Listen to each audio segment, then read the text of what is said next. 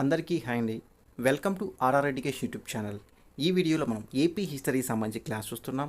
ఇప్పటి వరకు మనకు శాతవాహనుల టాపిక్ కంప్లీట్ అయిపోయింది, ఇక్ష్వాకులు కూడా టాపిక్ కంప్లీట్ అయిపోయింది, అలానే బృహత్పాలన టాపిక్ కూడా కంప్లీట్ అయిపోయింది. మనకు ఏపీపీఎస్సీ గ్రూప్ 2 మెయిన్స్లో భాగంగా ఆంధ్రప్రదేశ్ చరిత్ర సంస్కృతి చూస్తున్నాం.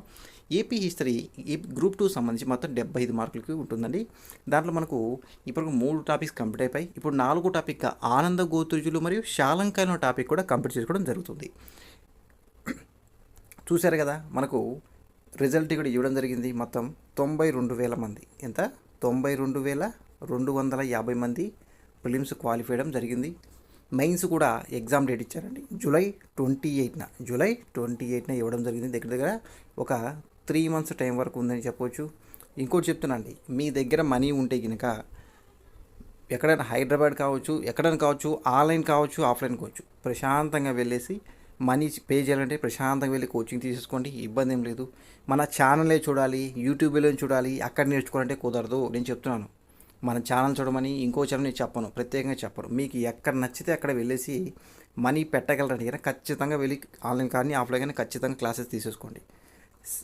ఛాన్స్ ఒకసారి మిస్ అయితే రాదండి. నేను మళ్ళీ చెప్తున్నాను, ఛాన్స్ ఒక్కసారి మిస్ అయితే రాదు. చాలా కష్టంతో ఉన్న పని ఇవన్నీ, చాలా హార్డ్ వర్క్ ఉంటుంది, డబ్బులు ఉంది మన దగ్గర. కోచింగ్ వెళ్ళగలంటే ప్రశాంతంగా క్లాస్కి జాయిన్ అవ్వచ్చు, ఆన్లైన్ కావచ్చు, ఆఫ్లైన్ కావచ్చు. ఛాన్స్ ఉంటే వెళ్ళండి ఖచ్చితంగా. ఓకే అండి, చూశారు కదా.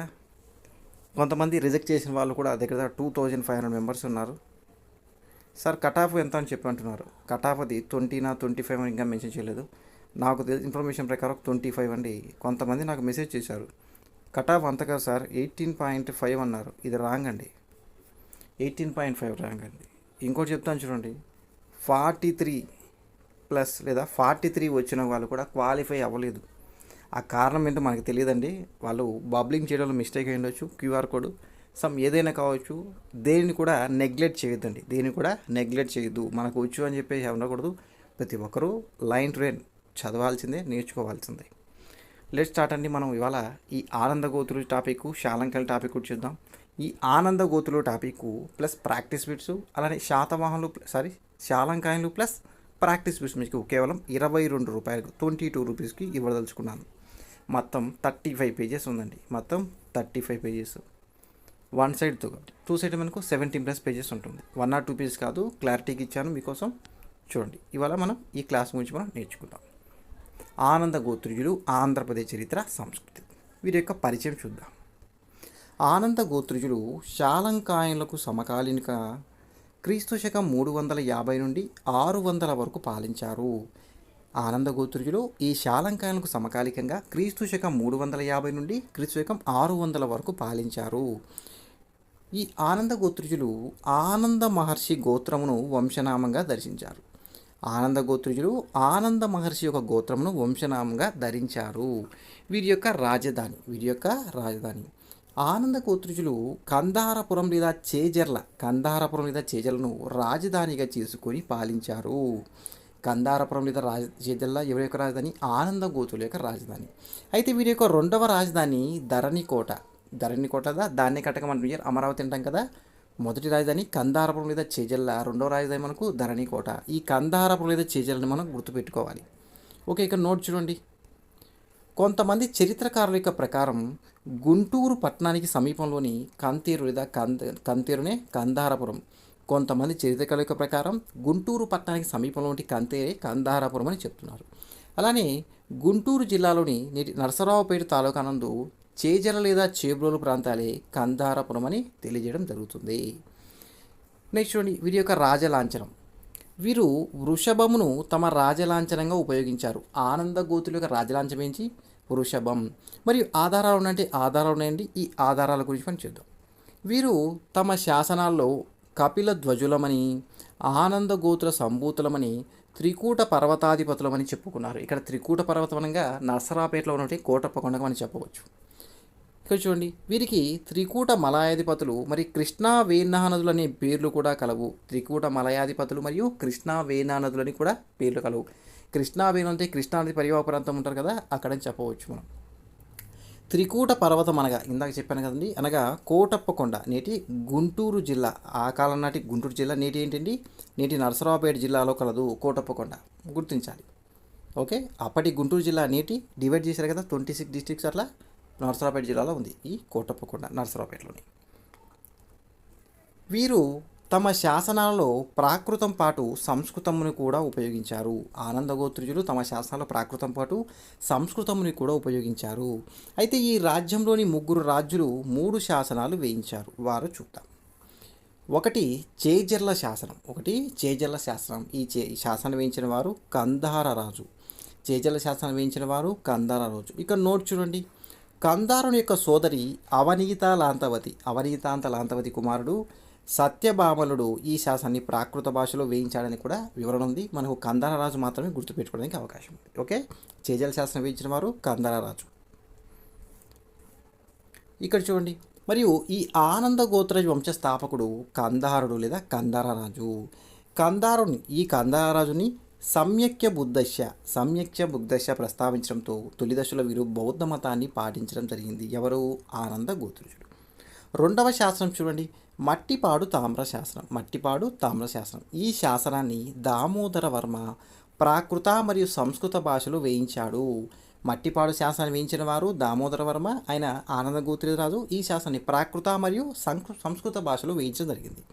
మరియు ఈ దామోదర వర్మని హిరణ్య గర్భోద్భవగా ప్రస్తావించింది మట్టిపాడు తామ్ర శాసనం. అయితే ఈ మట్టిపాడు తామ్ర శాసనం ప్రకారం వీరి యొక్క రాజలాంఛనం ఏంటి? వృషభం.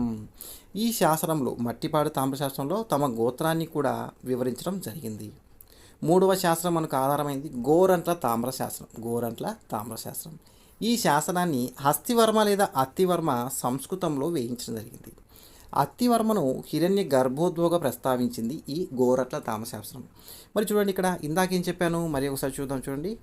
మరియు హిరణ్య గర్భోద్భవ ప్రస్తావించే శాస్త్రం మట్టిపాడు తామ్ర శాస్త్రం దామోదరవను ప్రస్తావించగా, కేవలం హిరణ్య గర్భోద్భవ ప్రస్తావించే ఎవరిని ప్రస్తావించింది? గోరంట్ల తామ్ర శాస్త్రం హస్తివర్మ మీద అత్తివర్మను ప్రస్తావించింది.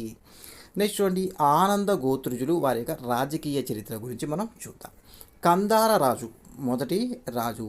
ఈయన ఆనంద గోత్ర రాజస్థాపకుడు మరియు మూల పురుషుడు. ఎవరు? కందార రాజు లేదా కందారుడు అంటారు. ఈయన తన పేరుతో కందారపురం అనే నగరాన్ని నిర్మించడం జరిగింది. ఇతను తొలి దశలో బౌద్ధ మతం పాటించి మలి దశలో వైదిక మతాన్ని పాటించడం జరిగింది. మరియు వైదిక మతం పాటిస్తూ అశ్వమేధ యాగాలు చేశాడు ఈ కందార రాజు. అలానే ధాన్యకటక యుద్ధం మనకు ఆనందగోతులకు శాలంకాయలం జరిగింది. ఇందులో కందార రాజు ధాన్యకటక యుద్ధంలో శాలంకాయలను ఓడించడం జరిగింది. ఇక్కడ చూడండి, చాలంకాయల్ని జరిగింది. ఈ కందారాజు తన రాజ్యాన్ని కృష్ణానది తీరం నుండి త్రికూట పర్వతం అనగా కోటప్పకొండ వరకు విస్తరించడం జరిగింది. మరియు చేజర్ల శాసనం కందారరాజు యొక్క వివరాలను తెలుపుతుంది. మరి కందారరాజు యొక్క బిరుదులు చూద్దాం. ఒకటి త్రికూటాధిపతి అని, 2 ధాన్య కటకాని, కృష్ణా వేణానాథుడు అని, మరి పృథ్వీ యవసత్వ అనే బిరుదులు కలవు. అలానే ఇక్కడ చూడండి, సమ్యక్ష బుద్ధ పాద పద్మారాధకుడు. ఇంపార్టెంట్ ఇది. సమ్యక్ష బుద్ధ పాద పద్మారాధకుడు. ఈ పేర్లు అవన్నీ పదజాలం అనే బిఎస్ఎల్ హనుమంతరావు బుక్లో ఉన్నాయి. క్లారిటీగా చూడండి, మీకు అర్థమవుతుంది. నెక్స్ట్ చూడండి, రెండవ రాజు దామోదర వర్మ. ఈయన ఆనంద గోత్రులలో గొప్పవాడు దామోదర వర్మ. ఈయన వేసిన శాసనం మట్టిపాడు తామ్ర శాసనం కాబట్టి ఈ దామోదర వరకు ప్రధాన ఆధారమైంది కూడా ఈ శాసనం చెప్పవచ్చు. దామోదర వర్మ తొలి దశలో బౌద్ధ మతాన్ని పాటించి మన దశలో వైదిక మతాన్ని పాటించారు. అలానే హిరణ్య గర్భ దానాలతో పాటు అవ్యంద గో సహస్ర దానాలు కూడా నిర్వహించారు. ఎవరు? దామోదర వర్మ. కందారపురం లేదా చేజర్లందు కపోతేశ్వర లేదా కపోత కందేశ్వర నిర్మించిన వారు ఎవరు? దామోదర వర్మ. మరియు కపోతేశ్వరాలయం తొలి దశలో ఒక బౌద్ధ క్షేత్రం. దీన్ని దామోదర వర్మ శివాలయంగా మార్చాడు. ఈ ఆలయం గజపుష్టాకారంలో నిర్మించబడింది. చూడండి, దామోదర వర్మ తన 2వ రాజ్య సంవత్సరకాలలో కంగూరు అనే గ్రామాన్ని 14 మంది బ్రాహ్మణులకు దానం ఇచ్చేశారు.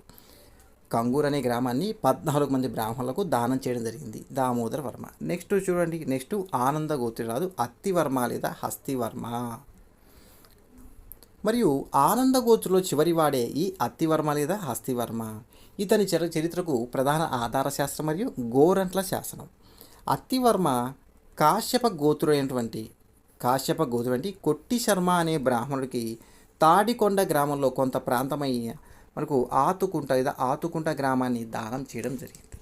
తనను తాను హిరణ్య గర్భ ప్రసవుడని వంకేశ్వర నామాంకితుడు శంభు భక్తుడని చెప్పుకున్నాడు. మళ్ళీ ఒకసారి చెప్తాను చూడండి.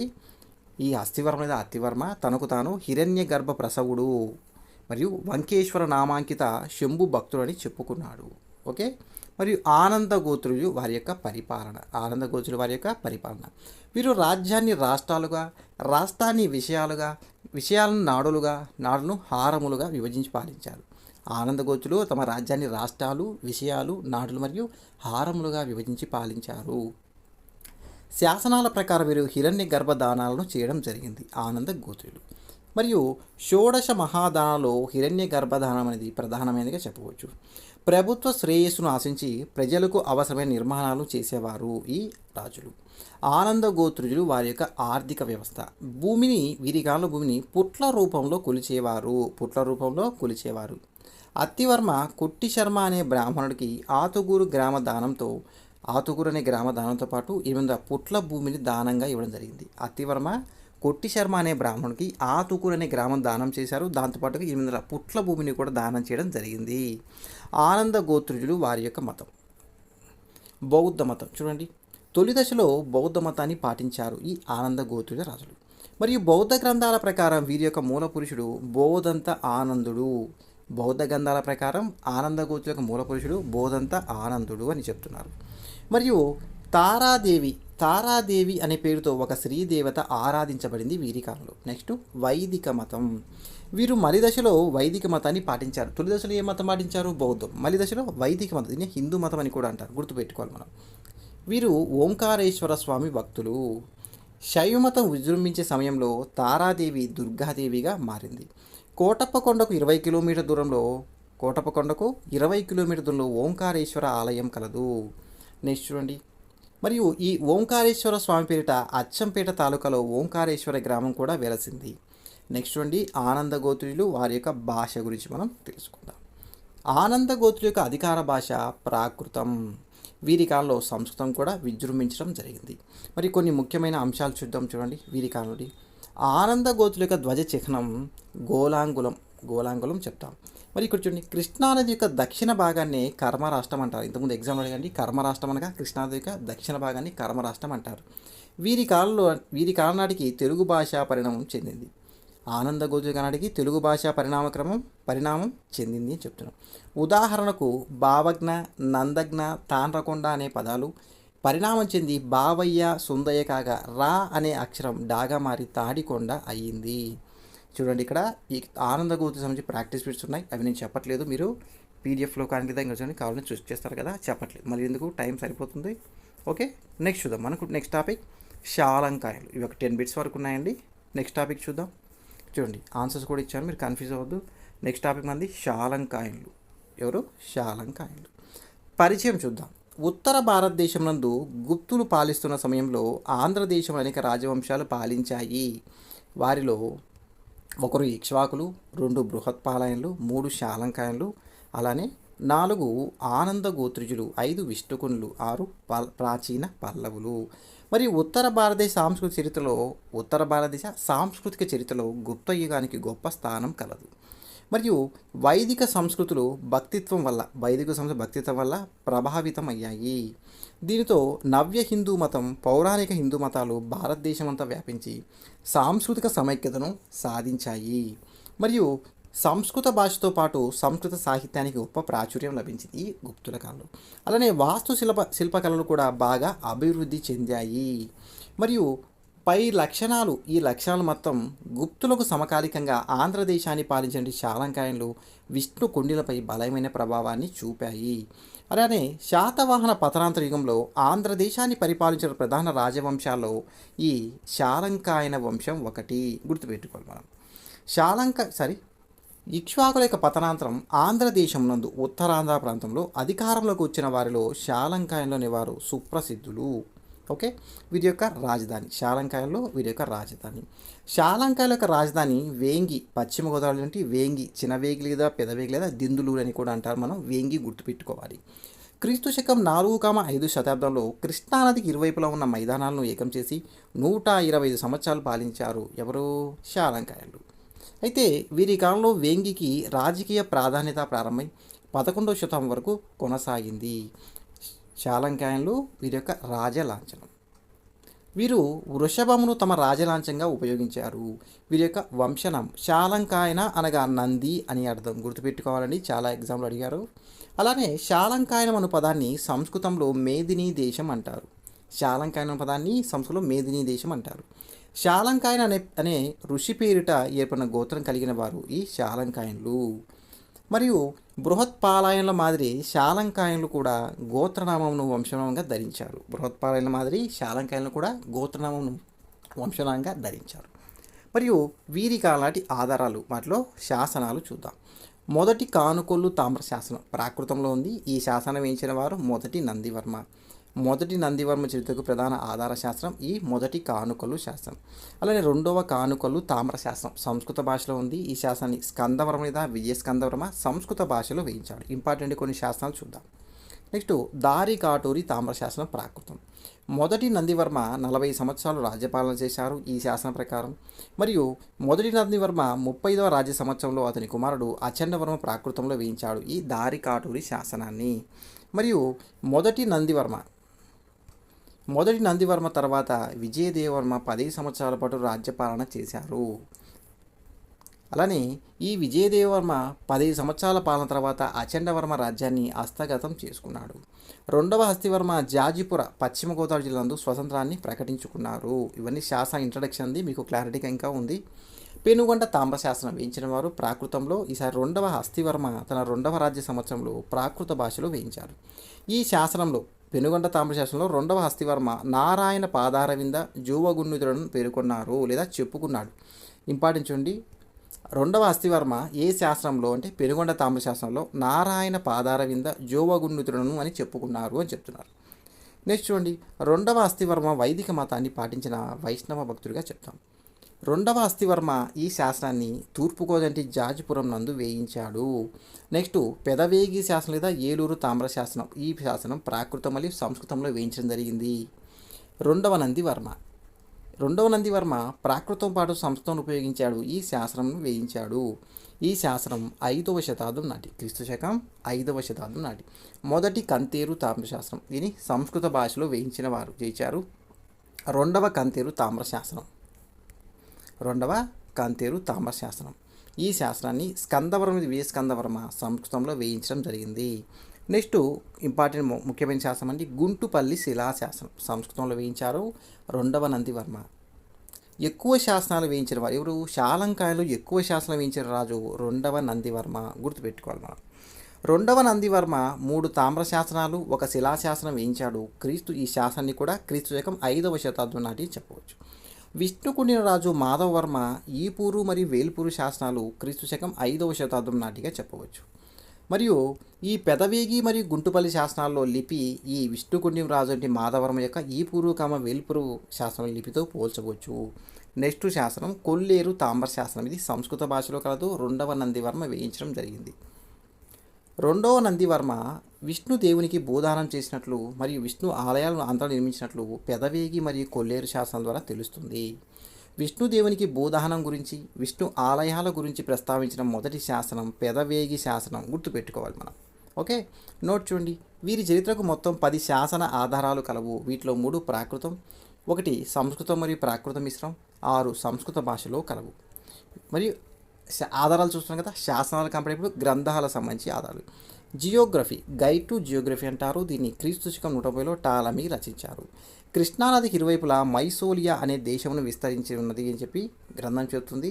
మరియు మైసోలియా దేశంలోని బెన్గొరా లేదా వేంగి పట్టణంను సెలకనోయ్ అను ప్రజలను ప్రస్తావించింది ఈ గైడ్ టు జియోగ్రఫీ అనే గ్రంథం. అలానే మైసోలియా, కృష్ణా ప్రాంతంలోని మైసోలియా దేశంలో బెన్గొరా వేంగీపురం వద్ద సాలంకినోయ్ అంటే శాలంకాయలు ఉన్నట్లు టాలమీ ఈ గ్రంథంలో తెలిపారు. ఇక్కడ చూడండి, డిసి సర్కార్ మరియు పిసి రాయ్ చౌదరులు బెన్గొరా అనే పట్టణాన్ని వేంగి పట్టణమని, సెలకనోయ్ అనే ప్రజలను శాలంకాయలని పేర్కొనడం జరిగింది. ఇది ఇంపార్టెంట్ అండి. నెక్స్ట్ గ్రంథం మనకు పెరిప్లస్ ఆఫ్ ది ఎరిత్రియన్సీ. ఈ గ్రంథాన్ని రచించిన వారు మనకు తెలియదండి. ఓకే, ఇది ఒక అజ్ఞాత గ్రీకు నావికుని యొక్క గ్రంథం చెప్పవచ్చు. ఈ గ్రంథంలో మజరికా అను ప్రాంతం ప్రస్తావించబడింది. చరిత్రకారుల ప్రకారం మజరికా అనేది శాలంకాయన రాజ్యంలోదని పేర్కొనడం జరిగింది. అష్టాధ్యాయిని ఈ గ్రంథాన్ని రాసిన వారు పాణిని. మరియు మొట్టమొదటి సంస్కృత వ్యాకరణ గ్రంథం ఈ అష్టాధ్యాయిని. శాలంకాయన్లు వాహ్లికా దేశానికి సమీపంలో ఒక గణరాజ్యంగా ఏర్పడ్డారని తెలియజేస్తుంది ఈ గ్రంథం. మరియు శాలంకాయన్లు శాలంకాయన అను దేశాన్ని ఏర్పాటు చేశారు. వాహ్లికా దేశం అనగా నేటి ఆఫ్ఘనిస్తాన్ మరియు తజికిస్తాన్ భూభాగ ప్రాంతం అని చెప్పవచ్చు. శాలంకాయన్లు వారి యొక్క రాజకీయ చరిత్ర. మొదటి రాజు మొదట దేవవర్మ. శాలంకాయన వంశ మూలపురుషుడు మొదటి దేవవర్మ. అలానే ఈయన గొప్ప పరాక్రమశాలి మరియు అశ్వమేధ యాగాన్ని చేశారు. ఈయన వేయించిన శాసనం ఏలూరు ప్రాకృత తామ్ర శాసనం చెప్పవచ్చు. రెండవ శాలంకాయన రాజు మొదటి అస్థివర్మ. ఇక్ష్వాకుల యొక్క ఆధిపత్యాన్ని అంగీకరించి వారి ప్రాబల్యం తగ్గిన తర్వాత స్వతంత్ర శాలంకాయన రాజ్యాన్ని స్థాపించిన వారు మొదటి అస్థివర్మ. ఇతను ఇంపార్టెంట్ మనకు. మరియు బృహత్పాలయన రాజ్యంపై దండయాత్ర కూడా చేశారు ఈ హస్తివర్మ. ఇతను విష్ణు దేవాలయాలు చాలా వరకు నిర్మించాడు మరియు వేద విద్యకి ఏంటంటే చతుర్విధశాలను కూడా నిర్మించారు. వీరి యొక్క బిరుదులు. మొదటి హస్తివర్మ యొక్క బిరుదు చూద్దాం. చూడండి, నానా ప్రకార విజయస్య అని గుంటుపల్లి శాసనం ప్రస్తావించబడింది. పెదవేగి శాసనంలో అనేక సమరవ్యాప్త విజయాన్ని, కానుకొల్లు శాసనంలో సమరముఖ నిర్మాత కర్మ అని, మరి గుంటుపల్లి శాసనంలో ధర్మ మహారాజు అని ఇవన్నీ కూడా ప్రస్తావించబడింది ఈ హస్తివర్మను. క్రీస్తు శక 345లో సముద్రగుప్తుడు దక్షిణ భారత దండయాత్ర చేశారు. సముద్రగుప్తుడు దక్షిణ భారతదేశ దండయాత్రలో భాగంగా మహాకాంతార కోసల రాజ్యం జయించి కళింగ ప్రాంతంలోకి ప్రవేశించారు. సముద్రగుప్తుడు కళింగ ప్రాంతంలోని కొత్తూరు, ఏరండపల్లి, పిష్టిపుర మరియు దేవరాష్ట్ర ప్రాంతాలు కూడా జయించడం జరిగింది. సముద్రగుప్తుడు ఆంధ్ర ప్రాంతంపై దండయాత్ర చేసి వేంగి, పిష్టిపుర మరియు అవముక్త మరియు కౌరా లేదా కొల్లేరు, పాలక్కట్ నీటి పులికాడికి చెప్పవచ్చు రాజ్యాలను కూడా జయించారు. సముద్రగుప్తుడు తమిళ దేశంపై కూడా దండయాత్ర చేసి కుశస్థలపురం, కంచి, పల్లవ రాజ్యాలను కూడా జయించారు. సముద్రగుప్తుడు శాలంకాయ రాజ్యంపై చేసిన దండయాత్ర కూడా చేద్దాం. సముద్రగుప్తుడు వేంగిపై దండెత్తినప్పుడు మొదటి హస్తివర్మతో పాటు అతని కొడుకు మొదటి నందివర్మ సముద్రగుప్తుని దాడులను ఎదుర్కొన్నారు. అలహాబాద్ శాసనం శాలంకాయ రాజు మొదటి హస్తివర్మతో పాటు కౌరాలిక రాజ్య ముంతరాజును ప్రస్తావించింది. వేంగికి దగ్గరలో కొల్లేరుసరు సమీపంలో ఉండేది కౌరాలిక రాజ్యం కలదు. ఇక్కడ నోట్ చూడండి. అలహాబాద్ శాసనం వేయించిన వారు సముద్రగుప్తుడు సంస్కృతంలో వేయించారండి. మరి శాసన రచయిత ఈ అలహాబాద్ శాసన రచయిత హరిసేను. చాలాసార్లు అడిగారండి బిట్టు. మరియు మొదటి హస్తివర్మ కౌరాలిక రాజ్యం ముంతరాజులు పరస్పరం ప్రత్యర్థులుగా చెప్పవచ్చు. శాలంకాయన్లు తమ రాజ్యాన్ని సుస్థిరం చేసుకోవడానికి తీర ప్రాంతాలను ఆక్రమించుకునేందుకు ముంతరాజులతో పోరాడి విజయం సాధించారు. సముద్రగుప్తుడిచే ఓడించబడిన మొదటి హస్తివర్మ శైవ మతంను వదిలి వైష్ణవ మతానికి మారడం జరిగింది. సముద్రగుప్తుడు కంచిని పాలించే ప్రాచీన పల్లవరాజంటి విష్ణుగోపుని కూడా ఓడించడం జరిగింది. నెక్స్ట్ శాలంకాయ రాజు మొదటి నందివర్మ. మొదటి హస్తివర్మ కుమారుడేగా రాజ్యాధికారం వచ్చినవాడు మొదటి నందివర్మ. ఈయన వివిధ రకాల శాసనాల్లో వివిధ బిరుదులతో ప్రస్తావించబడ్డాడు.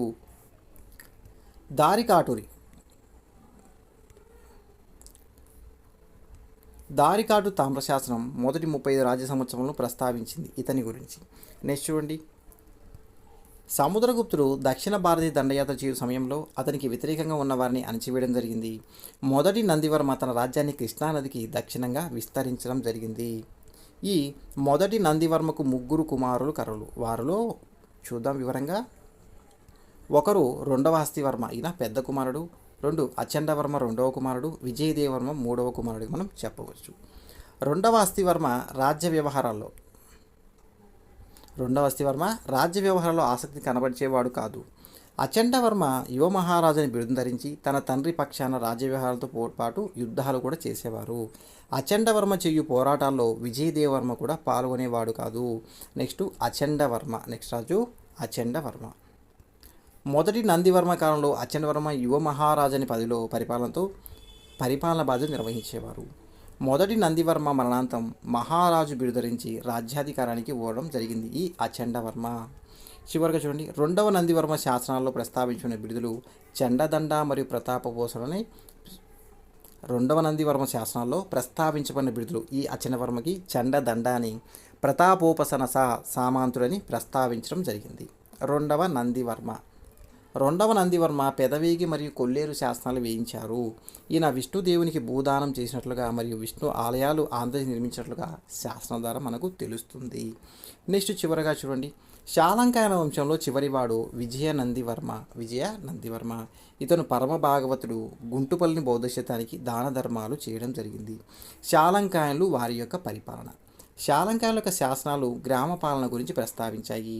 వీరి కాలంలో శాలంక గ్రామ పాలకుని మనుద అంటారు. మనుద అనే వ్యక్తి ఉండేవారు. ఈ మనుదకు గ్రామ పాలనలో సహకరించేవారు కులపుత్త లేదా కులపుత్ర అని, మనుప్ప లేదా బట్టమహర్షులని ఉంటారు. కులపుత్రులు కుల వృత్తి సంఘాలకు నాయకులుగా ఉండేవారు. మనుప్పలు సాయుధులైనటువంటి కాపలిగా ఉంటారు కదా గ్రామ ప్రాంతాలు. మనుద ఈ గ్రామానికి సంబంధించిన నిర్ణయాలు తీసుకునే సమయంలో కులపుత్రులతో కూడిన గ్రామ సభను ఏర్పాటు చేసేవారు ఈ మనుప్పలు గ్రామాల్లో శాంతి భద్రతను కల్పించడంతో పాటు ఆస్తులను సంరక్షించేవారుగా చెప్పవచ్చు. నెక్స్ట్ చూడండి, శాలంకాయలో ఉండే కొన్ని ముఖ్య అధికారులు లేదా ఉద్యోగుల గురించి చూద్దాం. మునుద లేదా ముతుడ గ్రామాధికృతుడు లేదా గ్రామ పాలకుడని, గుల్మికులు గ్రామాల వెలుపల ఉండే రక్షకులని, మాడబికుడు అనగా రహదారి సుంకాల వసూలు చేయవాడు, వల్లభుడు అంటే అశ్వపాలకుడు, గోవల్లభుడు పశువులపై అధికారి, అరక్షాధికృతులు అనగా శాంతి భద్రతను కాపాడే అధికారులని, అలానే తైటిదకులు అనగా రేవులలో పనిచేసేవారని. నెక్స్ట్ చూడండి, సంచరస్తకులు గూఢాచారులు మరియు రాజు ఆజ్ఞలను అమలు చేసేవారు. రజ్జుక అనగా భూములను పగ్గాలతో కొలిచి పన్నులు నిర్ణయించేవారని, అక్షపట్లాధికృత అనగా శాసన మరియు రాజు ఆజ్ఞలు రాయించేవాడని. ఇవన్నీ కూడా శాలంకాయలను కాటి కొంతమంది ఉద్యోగ పత్రం. శాలంకాయలు సమాజం. కన్వగొల్లు శాసనంలో చతుర్వేదులు అయిన రథకారుల ప్రస్తావన కలదు. ధర్మశాస్త్రాలు రథకారులను బ్రాహ్మణేతరులని మిశ్రమ సంతతి వారని పేర్కొనడం జరిగింది. ప్రాచీన కాలంలో బ్రాహ్మణులు సంగీతం, నృత్యం, శిల్పకళలు అభ్యసించి విద్యార్థులకు నికాయ శాస్త్రాలను బోధించేవారు. కావున చతుర్వేద రథకారులు బ్రాహ్మణులు అనే వాదన కలదు. నెక్స్ట్ చూడండి, శాలంకాయన్లు సమాజం. వీరి మలిదశలో శైవమతం పాటించారు. వీరి కాలం మతంలో వీరి అధికార మతం శైవము. శాలంకాయల గది మతం శైవం. వీరి కులదైవం చిత్తరథస్వామి అనగా సూర్య భగవాన్ లేదా సూర్యుడు అని చెప్పవచ్చు. శాలంకాయల యొక్క కులదైవం సూర్యుడిగా చెప్పవచ్చు. కొంతమంది చరిత్రకారులు చిత్తరథస్వామి సూర్యుడిగాను మరికొందరు శివుడిగాను భావించారు. సముద్రగుప్తుడు దక్షిణ భారతీయ దండయాత్రలో భాగంగా ఉత్తర భారతదేశం వైష్ణవం దక్షిణ భారతదేశానికి వచ్చింది. అనగా సముద్రగుప్తుడు దక్షిణ భారత దండయాత్రలో భాగంగా ఉత్తర భారతదేశం నుండి వైష్ణవ మతంని దక్షిణ భారతదేశానికి విస్తరించని చెప్తున్నారు. మరియు ఈ గుప్తుల ప్రభావం వలన శాలంకాయన్లు వైష్ణవ మతానికి మారారు. భారతదేశంలోని మొదటిసారిగా తండ్రిని దైవంగా పూజించే బప్ప భట్టారకాచారం మొదలైంది వీరి కాలంలో. నోట్ చూడండి, ఇక్కడ బప్ప అనగా తండ్రి అని అర్థం. వీరి కాలానికి చెందిన భూతగ్రహ స్వామి ఆలయం అంటే యముడికి సంబంధించిన ఆలయం నేటి పల్నాడు జిల్లాని సత్యపల్లి తాలూకాలో కలదు. వీరి పాలనాకాలంలోని యోగాచార బౌద్ధమత గురువు మరియు భారత తర్కశాస్త్ర పితామహుడు దిగ్నాగుడు, అతని సమకాలం నుండి భావ వివేకుడు ఉన్నట్లుగా తెలుస్తుంది. ఇక నోట్ చూడండి, భావ వివేకుడు పేరు మీదుగానే బాపట్ల అనే పేరు వచ్చిందని చెప్పవచ్చు. బర్మాలో బౌద్ధమత ప్రచారానికి శాలంకాయలు పంపిన సింహల పండితుడు ఎవరు? బుద్ధ దత్తుడు. శాలంకాయన్లు వారి యొక్క భాష. వీరి కాలంలో ప్రాకృతం పాటు సంస్కృతం భాష అభివృద్ధి చెందింది మరియు రాజ్య భాష అయింది. శాలంకాయన్లు వాస్తుశిల్పం. వీరు వేంగినందు చిత్తరథస్వామి ఆలయం నిర్మించారు. అలానే పురావస్తు శాఖ వారు ఈ వేంగినందు చిత్తరథస్వామి శిథిలాలను కూడా కనుగొనడం జరిగింది. చూడండి, శాలంకాయన్లు ప్రాక్టీస్ ఒక 10 బిట్స్ ఉంటాయండి, 10 బిట్స్. మీరు ఎవరికైనా పీడిఎఫ్ కావాలంటే తీసేసుకోండి. కేవలం 22 రూపీస్కి ఇవ్వడం జరుగుతుంది. కాంటాక్ట్ నెంబర్ చెప్పాను కదా, వాట్సాప్ నెంబర్ 6300498822. ఓకే, మళ్ళీ చెప్తున్నాను చూడండి, మన క్లాస్లో విరానం లేదు. మీకు ఎక్కడ నచ్చితే అక్కడ ప్రశాంతంగా డబ్బులు ఉంటే ఖచ్చితంగా క్లాస్ వెళ్ళండి. నా యొక్క ఆన్లైన్ కానీ ఆఫ్లైన్ క్లాస్కి ఖచ్చితంగా కోచింగ్ తీసుకోండి. ఛాన్స్ ఒకసారి పోతే రాదండి. ఓకే, ఈ వీడియో మీకు నచ్చితే లైక్ అండ్ చేయండి. మన ఛానల్ని తప్పకుండా సబ్స్క్రైబ్ చేయండి. Thank you for watching.